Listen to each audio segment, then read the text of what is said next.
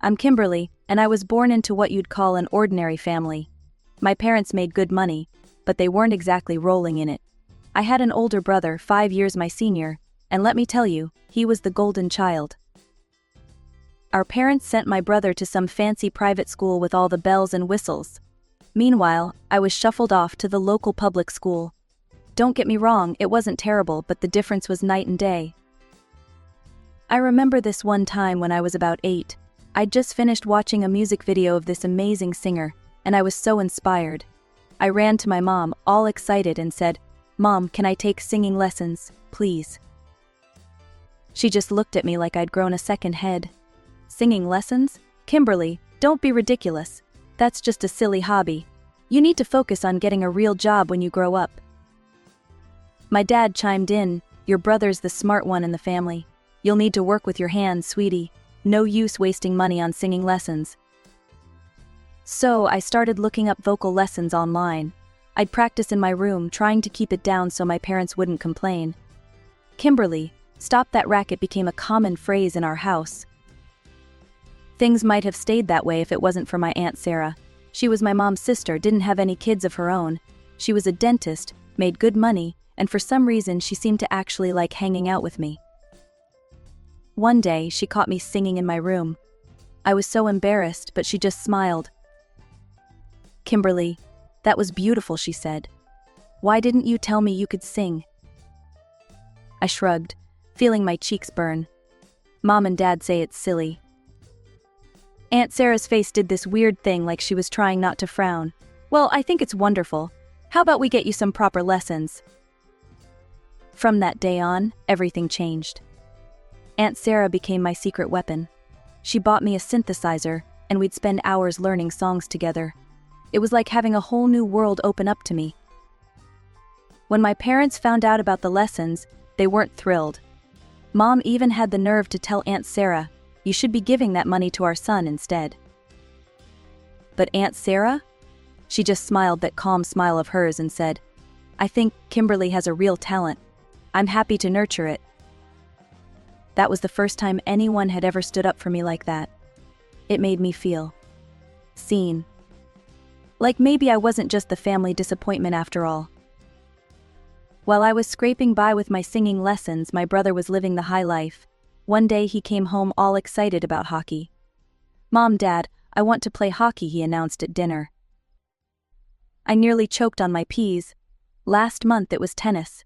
The month before that, American football. And don't even get me started on his brief rugby phase. But did our parents hesitate? Nope. Dad just nodded and said, "Sure, son, we'll sign you up tomorrow." To no one's surprise, hockey didn't stick either. Neither did any of the other sports. My brother bounced from one activity to another like a pinball, never really excelling at anything. Then came the esports phase. Oh boy. "I need a gaming computer," he announced one day. "Top of the line. And I need my own room for training and competitions." I waited for my parents to finally put their foot down. But nope. They just nodded along like bobbleheads. "Of course, honey," Mom cooed. "We'll set everything up for you." And they did. They converted the guest room into his personal gaming paradise. The computer they bought him cost more than my entire wardrobe. Meanwhile, I was still sharing a room with my cousin's hand-me-down synthesizer. The worst part was the wall of fame in our living room. It was this massive display of all my brother's achievements. I use that term loosely. There were participation certificates from every sport he'd quit, academic awards from his fancy private school, even a best smile certificate from his 3rd grade yearbook. And me? Not a single spot on that wall. Not even a tiny corner for my straight A's or the singing competition I'd won at school. Things really came to a head when it was time for college. My brother, of course, got into some Ivy League school. Mom and Dad were over the moon. They paid for everything: tuition, a fancy apartment off campus, a new car. The works. 4 years flew by. I focused on my singing, on school, on anything to keep my mind off the unfairness of it all. Aunt Sarah was my rock through it all, always there with a word of encouragement or a new song to learn. Then, one sunny afternoon, my brother burst through the front door. He had this girl with him, all giggly and hanging off his arm. "Mom," Daddy shouted, "I've got news." They came running, of course, always at his beck and call. "This is Melissa," he said, grinning like he'd just won the lottery. "We got married last week. She's moving in with us." I thought Mom was going to faint from happiness. Dad started talking about clearing out more space, maybe converting the attic. As everyone fussed over the happy couple, I slipped away to my room. I had a bad feeling about what was coming next, and boy was I right. The next month was like living in a bizarre parallel universe. Mom and Dad were all over my brother and his new wife, Melissa. They were redecorating his room, buying new furniture, even talking about building an extension to the house. Meanwhile, I was invisible. More than usual, I mean. I tried to focus on my future. I'd graduated high school with honors, not that anyone noticed, and was eyeing this small college with a decent vocal program. It wasn't fancy, but it was something. I knew Mom and Dad had been saving for my college fund. It wasn't much, but it would cover the basics. Or so I thought. One morning, about a month after the happy couple moved in, Mom and Dad called me into the living room. I should have known something was up when I saw their faces. "Kimberly," Dad started, his voice oddly formal. "We need to talk about your future. We've decided to use your college fund to cover your living expenses for the past 18 years. I blinked, sure I'd heard wrong. "What?" "You're an adult now," Dad continued, not meeting my eyes. "It's time you started paying your own way." The room started to spin. But what about college? I was counting on that money. Mom's face hardened. "Your brother is married now. He needs more space and money for his family. We're giving him your room." I couldn't believe what I was hearing. "So what? I'm just supposed to leave? Where am I supposed to go?" "You'll need to find a job and your own place to live," Dad said, like he was discussing the weather. "You won't be able to afford college without money." Something inside me snapped. For the first time in my life, I felt real, burning anger towards my parents. "You can't do this. I'm your daughter. I'm not going anywhere. This is my home too." For a moment, nobody moved. Then Mom stormed out of the room. I thought that was it, that maybe they'd reconsider. But she came back with a suitcase. "Fine," she spat. "If you won't leave, I'll pack for you." She started grabbing my things, throwing them haphazardly into the suitcase. I stood there, frozen in shock. That's when I noticed my brother and Melissa standing in the doorway, watching the whole scene with smug smiles on their faces. Something in me broke. This wasn't my family. These weren't the people who were supposed to love and support me. I pushed past Mom and started packing my own things. I grabbed my clothes, my few pieces of jewelry, and most importantly, the music books and recordings Aunt Sarah had given me over the years. Nobody said a word as I packed. Nobody tried to stop me. And when I walked out the front door, dragging my suitcase behind me, nobody called me back. I found myself on Aunt Sarah's doorstep, my whole life packed into one measly suitcase. When she opened the door and saw my tear-stained face, she didn't ask questions. She just pulled me into a hug and said, "Oh, Kimberly, come in, sweetheart." That night, over a cup of hot cocoa, I spilled everything. Aunt Sarah listened, her face growing darker with each word. When I finished, she took my hand and squeezed it tight. "You're staying here," she said firmly, "and tomorrow we're going to figure out your future." I slept better that night than I had in years, knowing I was finally somewhere I was wanted. The next morning, Aunt Sarah dropped a bombshell on me. "I'm paying for your college," she announced over breakfast. "I've been saving for years, hoping to help you chase your dreams. This is what that money is for." We spent the next few weeks researching colleges. Aunt Sarah suggested we look into programs that combined acting and singing. "You've got a gift, Kimberly," she said. "Let's find somewhere that'll help you shine." We finally settled on a performing arts college in a city a few hours away. It had an amazing reputation and offered exactly the kind of training I'd always dreamed of. When it came time for the entrance exams, Aunt Sarah took time off work and drove me there herself. I sang my heart out, poured every ounce of emotion into my performance piece. When I finished, the panel of judges was silent for a moment. Then they broke into applause. A week later, I got the acceptance letter. I was in. I threw myself into my studies.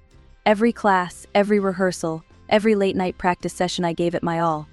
I signed up for every singing competition I could find, performed in every amateur theater production that would have me. If there was a part in a musical, no matter how small, I was there, auditioning my heart out. Before I knew it, 4 years had flown by.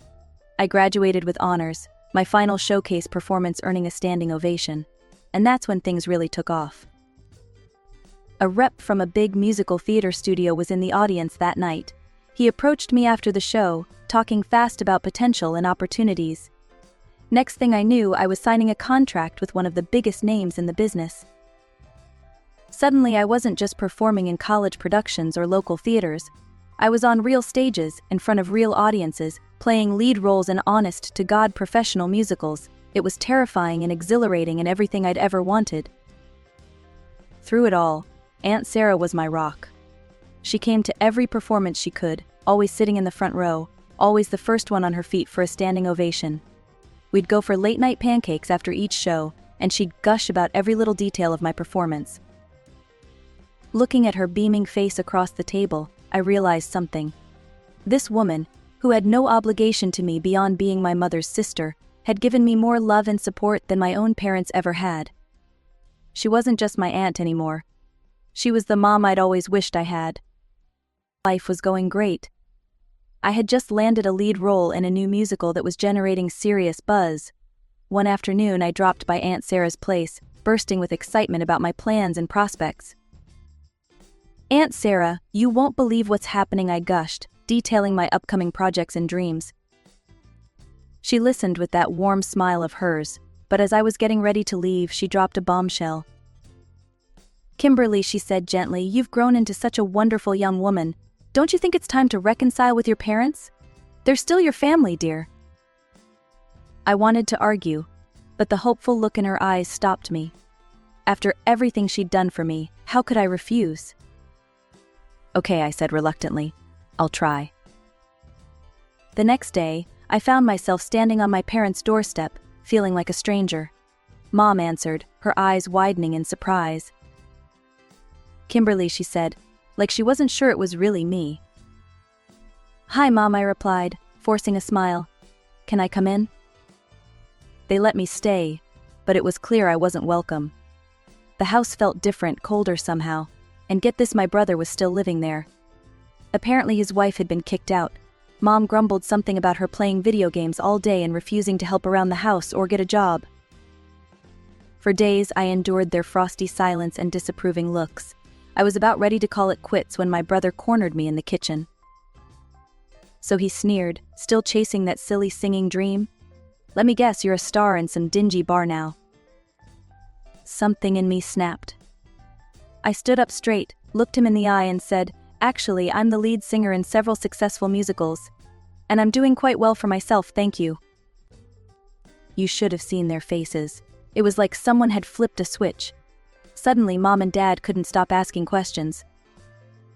"Musicals?" "Really?" Dad pressed. "How much do you make?" I tried to leave, but Mom practically blocked the door. "You must be making good money," she insisted. "How much is your contract worth?" "That's confidential," I said, trying to edge past her. Dad's face hardened. "Now listen here, young lady. After everything we've done for you, you owe us. We're your parents. You're obligated to help us and your brother." And just like that, I was 18 again, standing in the same house being told I wasn't worth investing in. But this time, I wasn't that scared, insecure girl anymore. "I don't owe you anything," I said, my voice steady. "You kicked me out, remember? Told me I wasn't worth supporting. Well, guess what? I made it without you, and I don't need you now." I headed straight to Aunt Sarah's house. She took one look at my face and opened her arms. As I hugged her, I knew this was my real family. This was home. Life has a cruel way of pulling the rug out from under you just when things seem to be going well. I was riding high on my success, performing in sold-out shows night after night, when I got the call that changed everything. Aunt Sarah had cancer. The world seemed to stop spinning. I wanted to drop everything and rush to her side, but but she insisted I keep performing. "Your dreams are my dreams too," she told me over the phone, her voice weaker than I'd ever heard it. "Don't you dare give them up for me." So I kept touring, but every free moment I had, I spent with her. We'd sit in her garden, talking about everything and nothing. I tried to memorize every detail of her face, the sound of her laugh, the way her eyes crinkled when she smiled. But cancer is a merciless enemy. Despite the treatments, despite our hopes and prayers, Aunt Sarah's condition worsened rapidly. And then, one day, while I was in the middle of a tour, I got the call I'd been dreading. Aunt Sarah was gone. I was lucky, if you can call anything about this situation lucky, that I had a few days break between shows. I caught the first flight home, my heart feeling like it was being squeezed in a vice. As soon as the funeral was over, I had to fly back. The show must go on, as they say. But every performance felt hollow now. I sang the notes, hit the marks, but my heart wasn't in it. How could it be, when it was shattered into a million pieces? When the tour finally ended, I returned home, exhausted and grieving. That's when I got a call from a notary. Apparently Aunt Sarah had left a will, and I needed to come in to discuss it. I went to the notary's office, not really caring about what Aunt Sarah might have left me. Nothing could replace her. But when the notary started reading the will, I couldn't believe my ears. Aunt Sarah had left me everything. Her house, her savings, all of it. I broke down crying right there in the notary's office. In the following days, I moved into Aunt Sarah's house. I was starting to feel like maybe, just maybe, I could move forward when my past came knocking, literally. One afternoon there was a pounding on the door. I opened it to find my brother standing there, looking disheveled and desperate. "I need money," he blurted out before I could even say hello. "My wife's pregnant, and I left Mom and Dad. They've been driving me crazy with their nagging and criticizing. You've got to help me, Kimmy." I stood there, stunned. After everything that had happened, this was how he approached me. "Why don't you get a job?" I suggested, trying to keep my voice level. His face contorted in disgust. "A job? I don't need a job, I need money. You've got plenty now, don't you? That old lady left you everything." That old lady comment made my blood boil. That old lady was more family to me than you ever were, I spat. "And no, I won't give you money." His eyes narrowed. "You tricked her, didn't you? Manipulated that senile old woman into giving you everything. You're nothing but a thief. I'll take you to court, you'll see." Something in me snapped. All the grief, all the anger I'd been holding in came rushing out. "Get out," I snarled. "Get out of my house right now. You want to take me to court? Go ahead. Try explaining to a judge how the sister you abandoned deserves your handouts. Go on, get out." I slammed the door in his face, my whole body shaking. As I leaned against the closed door, I realized something. This house, this inheritance, it wasn't just a gift. It was Aunt Sarah's final act of love, her way of protecting me even after she was gone. Just when I thought the drama with my brother was over, my phone rang. It was my parents. I almost didn't answer, but something made me press the green button. Kimberly, my mother's voice came through, sickly sweet. "We heard about the inheritance. Don't you think you should share some of that with your family? After all, Sarah was our relative too." I couldn't believe what I was hearing. "Are you serious right now?" I asked, my voice ice cold. "Now, Kimberly," my mother cooed, "we're just saying, family should help family. You've got so much now. Surely you can spare some for us." That was it. The last straw. "Family," I spat. "You want to talk about family? Where was your sense of family when you kicked me out? When you told me I wasn't worth investing in? When you chose my brother over me every single time?" There was silence on the other end. "Let me remind you of something," I continued, my voice shaking with anger. "Aunt Sarah left me everything because she believed in me when you didn't. She supported me when you abandoned me. You don't get to be family now that it's convenient for you." I heard my mother's sharp intake of breath. Then my father's voice, cold and hard. "You ungrateful little rubbish. After everything we've done for you." I hung up. My hands were shaking, but I felt lighter. Like I'd finally said everything I'd been holding in for years. But it wasn't over. Far from it. The next day I started seeing posts on social media. My parents were on a warpath, posting long, teary-eyed statuses about how their daughter had stolen their sister's inheritance. How I was a manipulative thief who couldn't even be bothered to organize a proper funeral for my aunt. It was all lies, of course. The funeral had been beautiful, exactly as Aunt Sarah would have wanted. But the truth didn't matter to them. They were out for blood. Relatives I hadn't spoken to in years were suddenly in my inbox, calling me horrible names. Old acquaintances left nasty comments on my photos. It felt like the whole world was turning against me. Every day brought new threats, new insults. My parents created fake profiles to harass me when I blocked their main accounts. My brother joined in, spinning wild tales about how I'd tricked a senile old woman out of her money. Then I heard through the grapevine that they were planning to sue me. My brother, my parents, they were all looking for lawyers to contest the will. For a moment, panic set in. What if they won? What if they took away this last gift from Aunt Sarah? I hired a lawyer of my own, just in case. But it turned out I didn't need to worry. My lawyer smiled when I told him about the threats of a lawsuit. They don't have a leg to stand on, he assured me. The will is ironclad. Your aunt was of sound mind when she made it, and she was clear about her wishes. They can try to sue, but they'll lose. And they'll lose badly. Hearing that was like a weight lifting off my shoulders. The law was on my side. Aunt Sarah's wishes would be respected. The harassment didn't stop overnight, but knowing I was in the right gave me strength. I started blocking accounts, reporting the worst offenders for harassment. Slowly but surely, the tide of public opinion started to turn. 2 years flew by in a whirlwind of spotlights, standing ovations, and dreams come true. I had become the successful musical actress Aunt Sarah always knew I could be. My face graced billboards, my voice filled theaters, and I even found myself on TV, still pinching myself to make sure it wasn't all a dream. Life was good. Really good. I was touring internationally, singing my heart out on stages I'd only ever imagined. Every performance felt like a tribute to Aunt Sarah, a way to honor her belief in me. Then came the night that changed everything, again. I was back in my home state for a series of shows. It was a sold-out performance, the energy in the theater electric. As I stood center stage, pouring my soul into a heart-wrenching ballad, the entire audience holding their breath, it happened.